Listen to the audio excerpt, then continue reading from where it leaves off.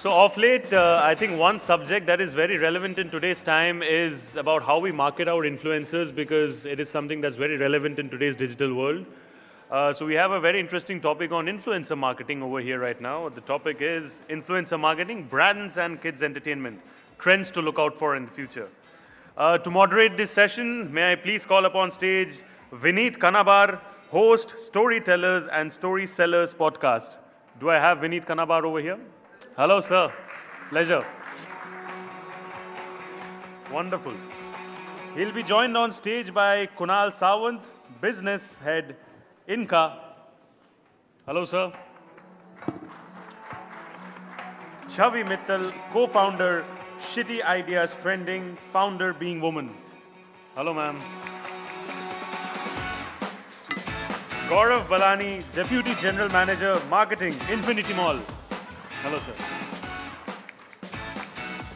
And last but definitely not the least, Sourabh Kumar, founder and CEO, PunToon Kids and VidUnit. Lovely, the panel is ready. Let's look forward to an intense and intriguing session. Thank you so much. Intense ka pata nahi, but it'll be fun, I'm sure. What a great panel. Thank you so much for joining us here. I was telling anyone who listens that I am part of the furniture at India Kids Summit. I think this is my third time hosting a panel here. So good to be back and so good to have you all here. Kids content, what an amazing space right now, right? I remember us having only dubbed content at a point in time, only content that is reruns of old cartoons, to a time where there was Chota Bheem everywhere. And now it's not just Chota Bheem, it's also gaming, it's also short video, it's also stuff happening on TV, it's also stuff happening on ground in malls. Did you know that they celebrate Chota Bheem's birthday? Like a physical birthday party? Let me start there, right? I mean, can you tell us a little bit more about this, about Chota Bheem's birthday party? We are, last year we hosted Chota Bheem party in the mall, where a lot of kids interacted with the Chota Bheem then and there. Before that, in 2019, before lockdown also, there was a physical interaction between Chota Bheem and other characters of Nickelodeon and Cartoon Network with the kids in the mall.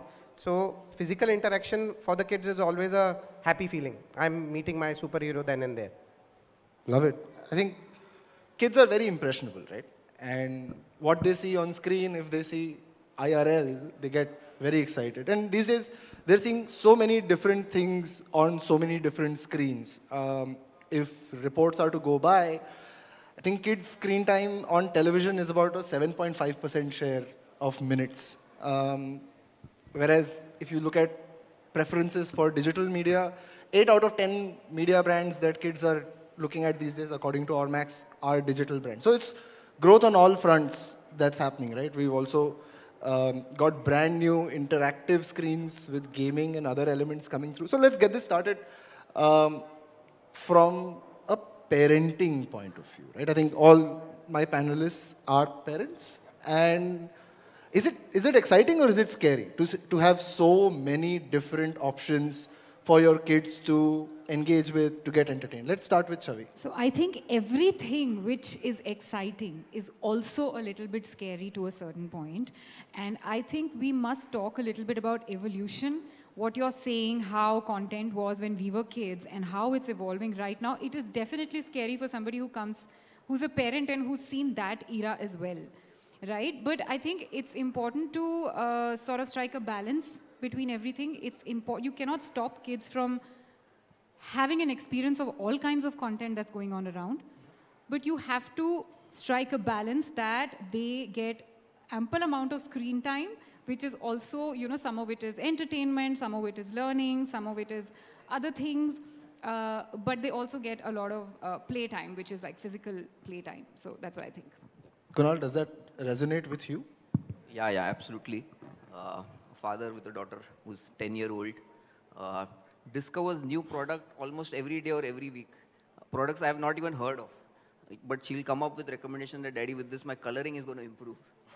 And I, at times, I'm surprised to know that how did she even discover this particular product. So, of course, It's scary also at some point in time because you don't know from where are they discovering these products. But definitely, one is their access to internet, their access to smartphones, their access to tablets. You can blame a little bit to pandemic because a lot of things moved to online, and now they are not going offline. That bit still remains with them so far. But a lot of learning can also happen on that. Apart from what I said is product discovery. If you look at kids' content or look at kid influencers, they create great content when it comes to, let's say, quick recipes.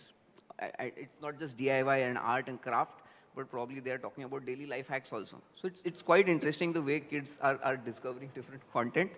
But yes, I agree. There has to be a balance between, playtime and screen time. But can I give a quick example here? So yesterday, my daughter comes up to me with a math problem.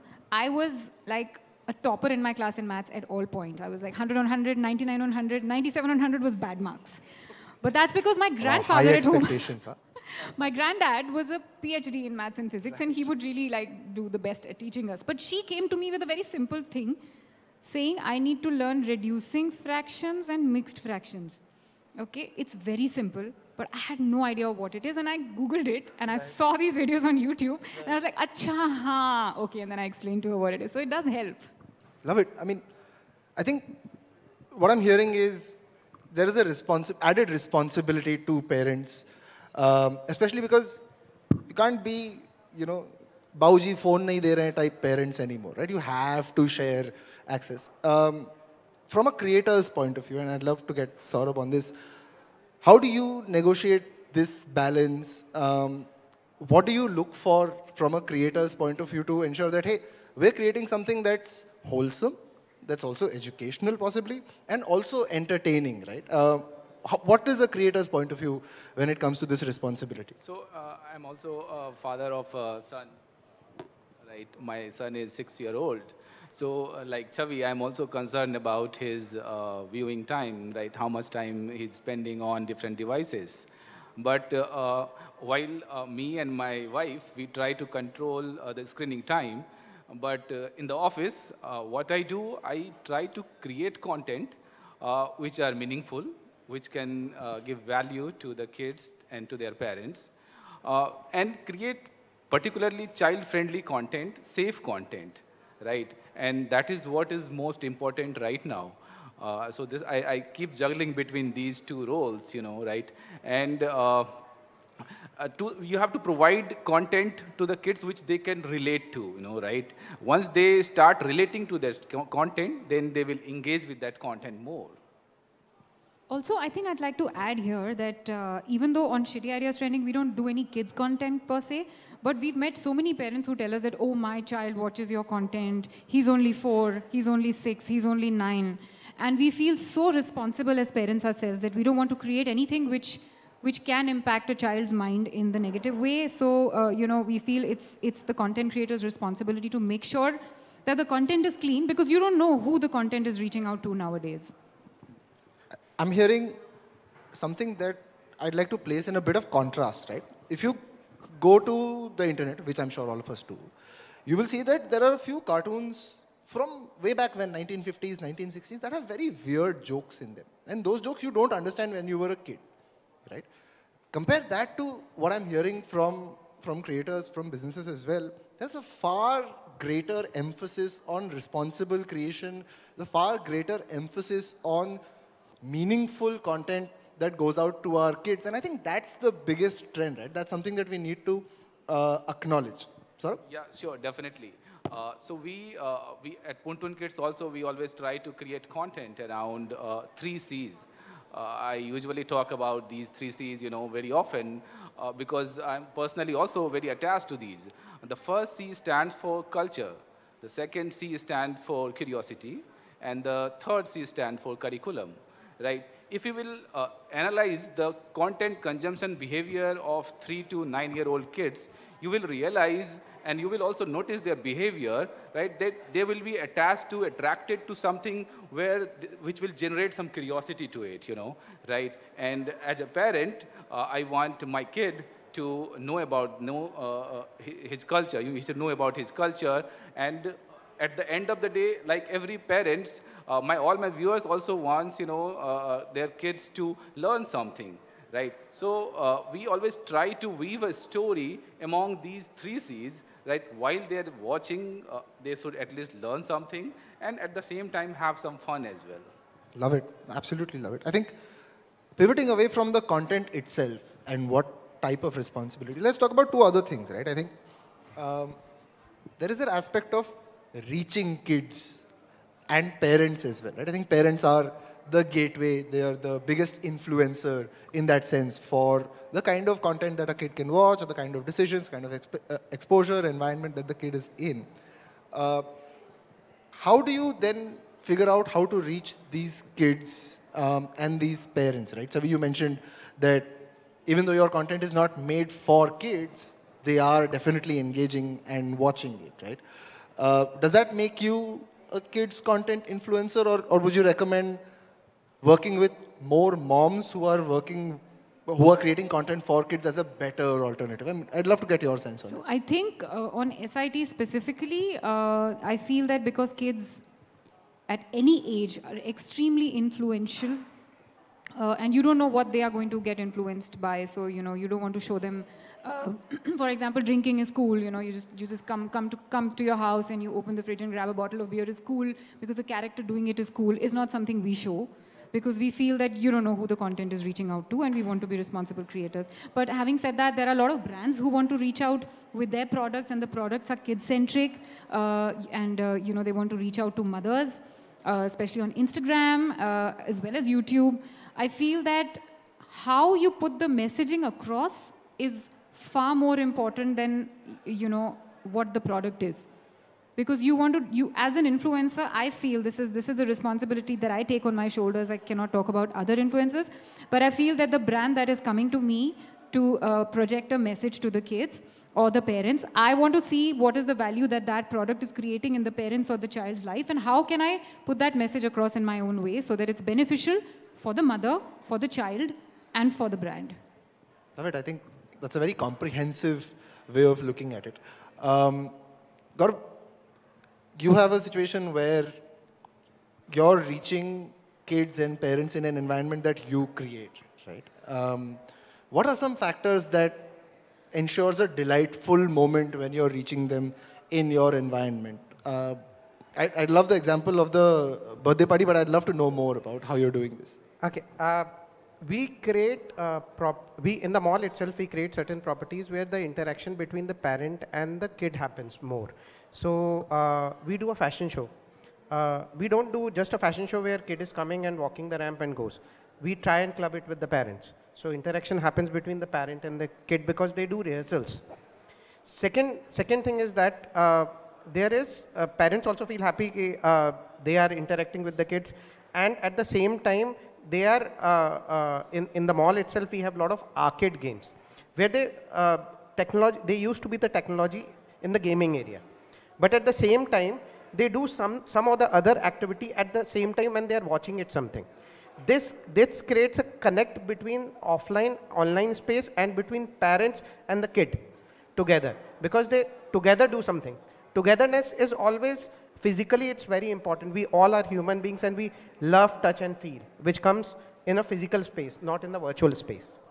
I love it. I think that's emerging as a second big trend, right? How is your content enabling togetherness between the parent? How is it really bringing V time onto their radar, right?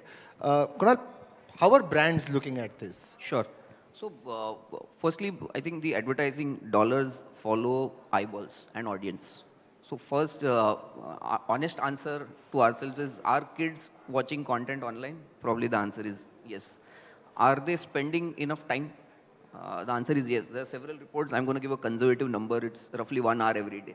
It's a conservative number. The number is slightly higher. So there is audience. There is enough and more time being spent. Now the second question comes, how do I communicate to a kid?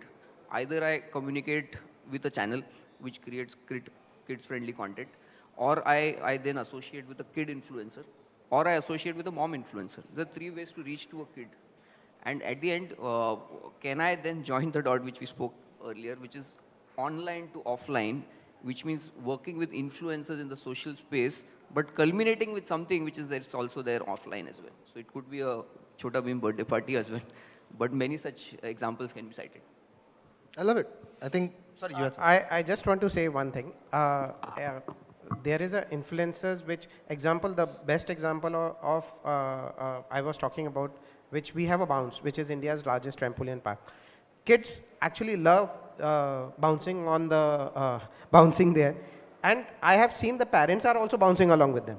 So, and simultaneously, I have seen parents and kids together are making Instagram reels there. And certain Instagram reels even have gone viral. So it makes physical things, it makes a lot of difference, especially the viewers end. So I have seen at the places where parents are watching different OTT platform, kids are watching their YouTube, Cocomelon, and or any other content, and everybody is watching something different, which is not our culture. We actually watch together, we enjoy together as a family, which is our Indian values or Indian culture which comes together. Love it.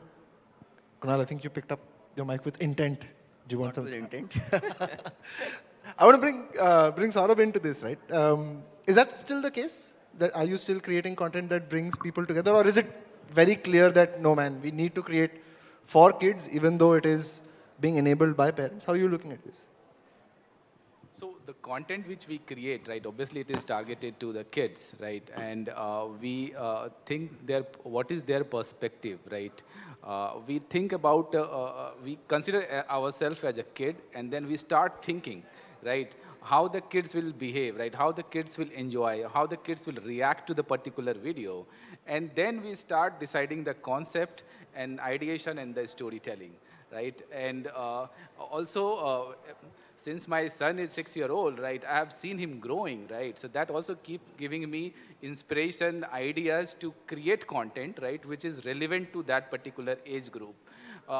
When he got a new cycle, right, and how he was excited about it, I went back to office and we created content. Our character is called Gattu and Chinky in the story, right? The Gattu has got a new cycle, right? And that video went viral on the online because the kids were able to relate it to it, right? And I had seen him, right, how he enjoyed it, what was the moment and we recreated those moments in our content. I love it. I want to follow that up and ask you a little bit more about what is the life cycle of homegrown content now, right? And then it's linked to what we were talking about Chhota Bheem with Gaurav as well. How are you seeing that space grow and evolve? Let me kind of qualify that with a couple more questions. When you put out new content or build a new IP, are you thinking of it from a life cycle point of view? इसका मैं शायद अभी ये cartoon है, कल merchandise बनेगा, परसों शायद गौरव के साथ आप collaborate करोगे और उसका birthday party मनाओगे, परसों शायद कुछ और बने. Is that something that's an active consideration? So when I had started this business, that time the answer was no, right?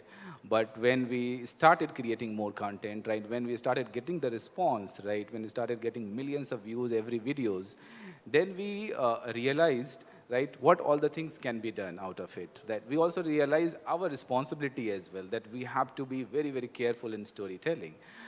As far as the life cycle of a content is concerned, obviously, yes, you can't expect the revenue immediately from that content, right? You have to build that IP, and it takes time to build that IP. It's not just about creating one story. It's about creating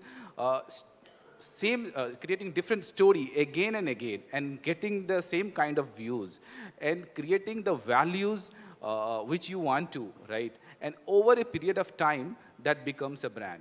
So obviously, when we also create now content, we look at the point of view that it will take some time, right? And as a creator, my objective is to tell the story to the kids and wait for it, right? When and how they are consuming it. I would like to quote one example. We created a story around Makar Sankranti. When we were discussing this concept in the office, right, we were thinking, कौन बच्चा देखेगा ये मकर संक्रांति की कहानी, right? Why any kids will watch? But we were very, we wanted to tell this story because kite flying is very colorful, you know. It's a very, kids has love for those kite flying. And we created that video and again it went viral, right? So the content which we create, right, has that kind of appeal into it, and it has a life cycle, and it will, every year there will be a kite flying, or whenever there will be discussion, they will keep going back and watching that content. So I think as a content creator, I feel that if you set out to go and create a viral video, you will fail.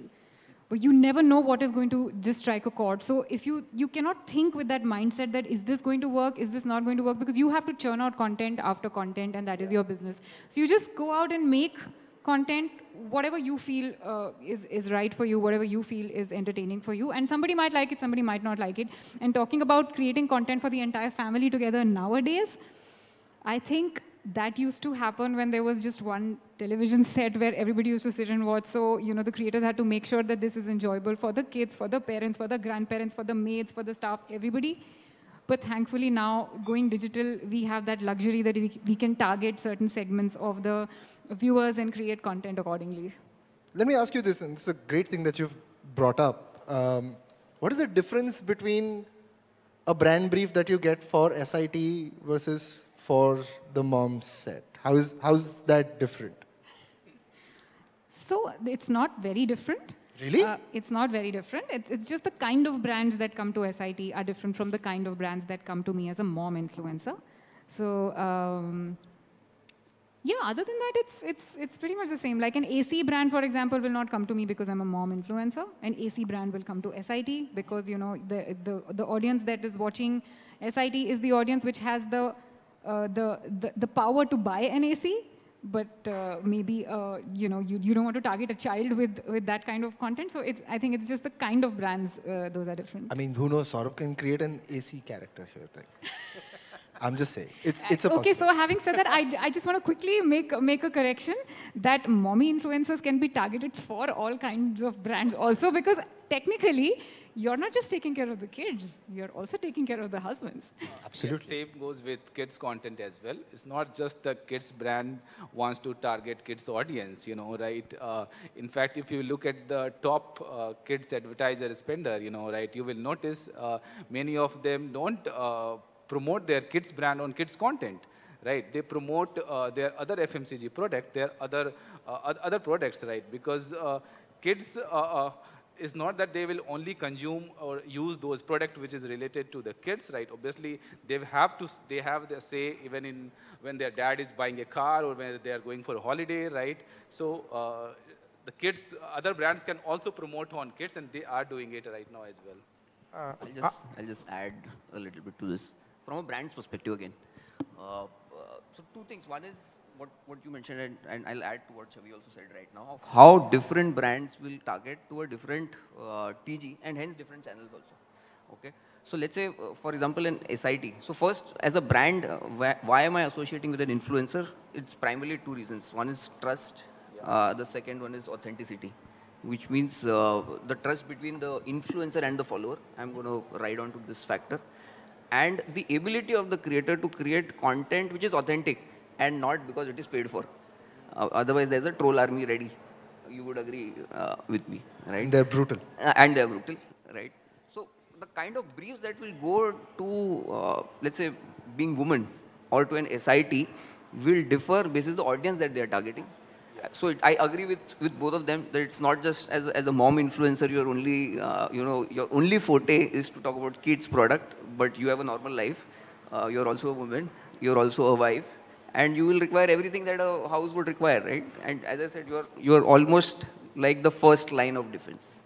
The entry to a kid's tummy, to a wardrobe, to the study table is through a mom. So if the mom is convinced, probably it's only then you get entry into that house. And SIT obviously is a different game altogether.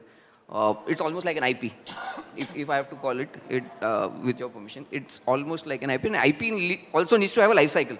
It needs to evolve. So every time when I go to SIT, I see videos on vacations. There are videos on different occasions. There are Diwali parties also which happen. So it's a cycle that probably an IP has to evolve also at point in time. Love it. I think we've had a riveting conversation about how brands, parents, kids, they all come together in what is a very unstructured, very complex sort of market, right? I mean, most brands have regulations. They won't advertise to kids directly. these alternate channels become such an important sort of source of reaching kids, right? I want to ask you guys to put your parents' hats on again for a second and talk about a space that we've not discussed so far. I'll give you an example. I mean, I'll give you a little bit of a story. I have a nephew who's 10 years old.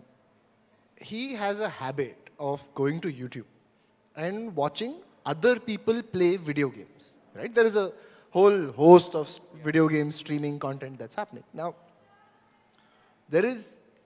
most of this content is created abroad. Very few Indian creators get that kind of pull, or at least in my household, that's how it is.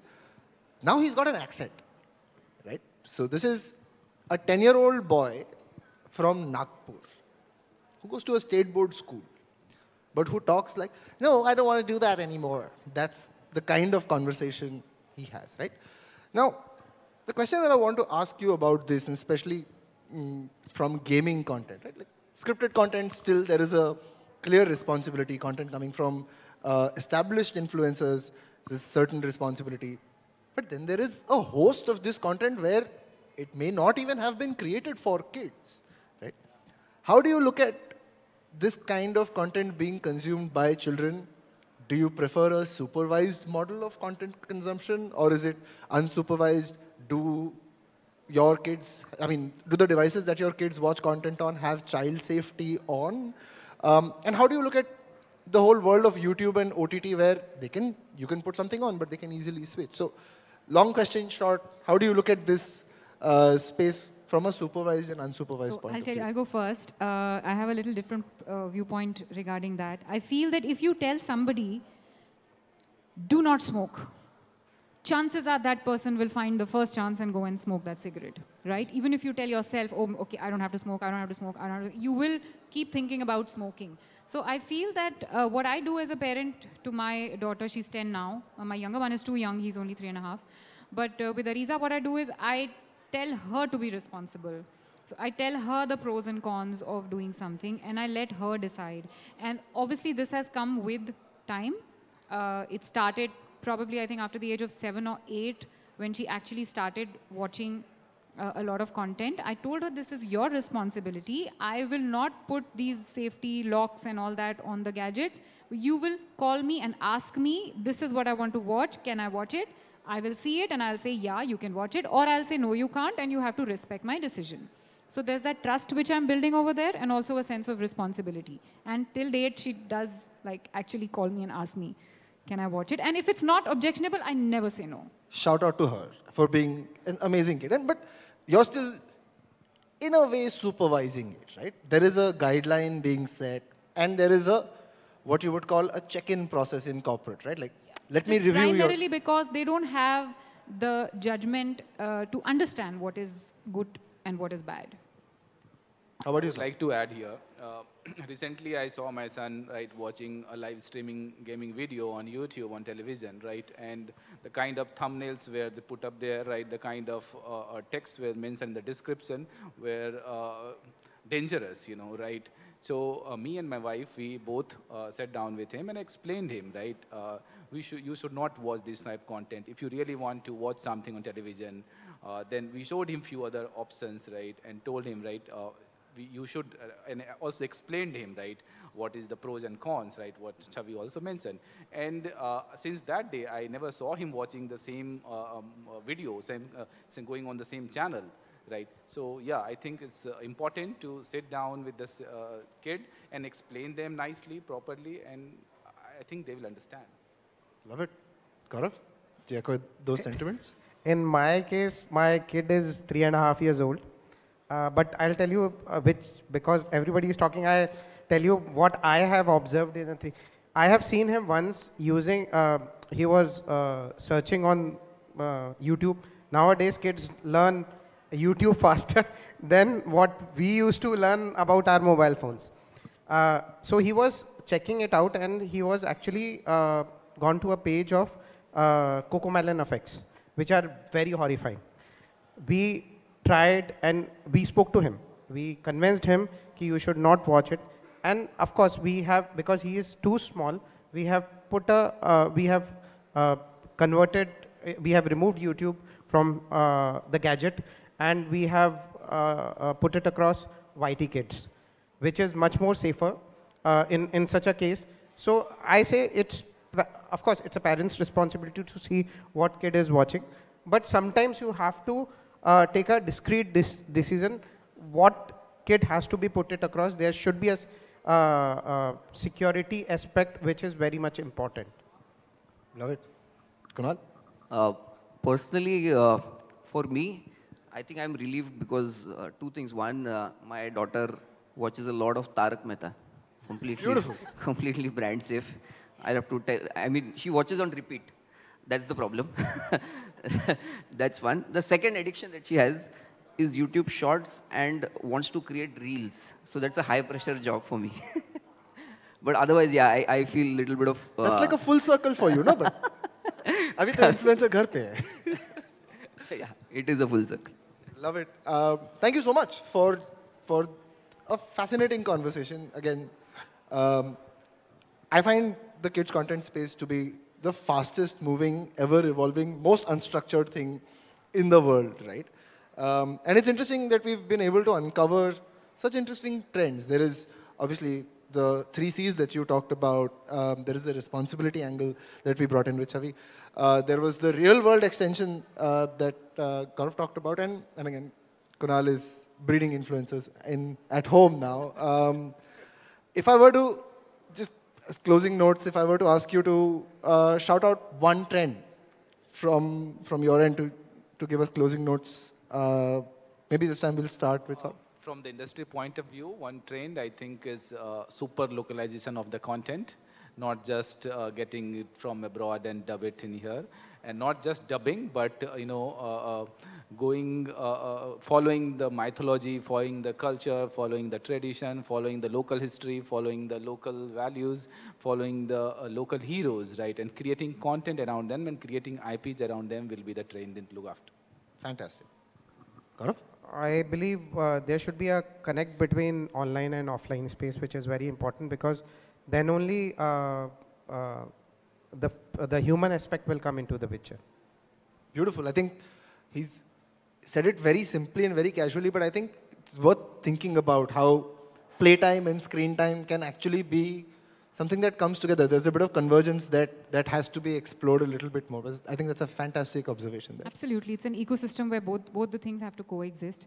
I think the biggest trend for me is to find a way to be unique in the content that you create, yet find a way for the content to be relatable to your audience that's watching it. Love it. Final notes? Coming back to 2 points which I mentioned, don't break trust with your followers. I think audience is the North Pole for everyone, even for brands as well as creators both. And authentic messaging. I think brands love these 2 things.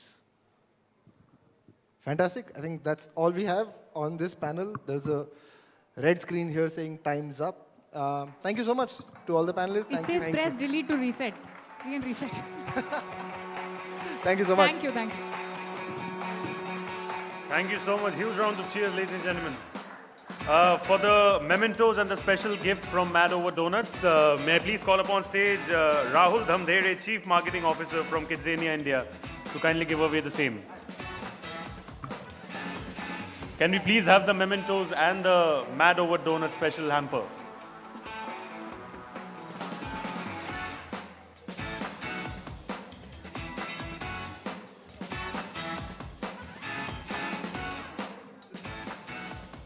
Requesting you all for a photo op.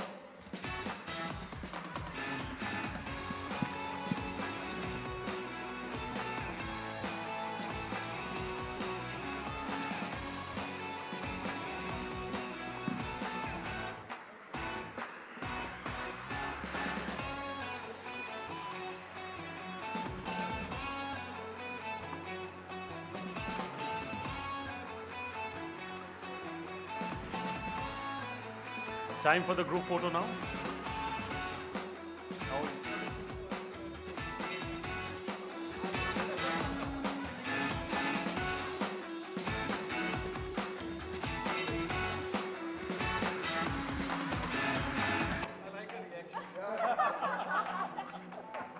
Everyone is always happy when it comes to food, right?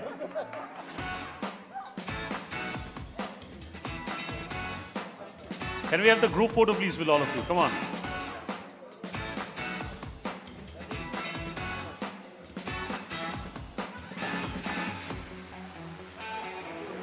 Thank you so much. A pleasure indeed.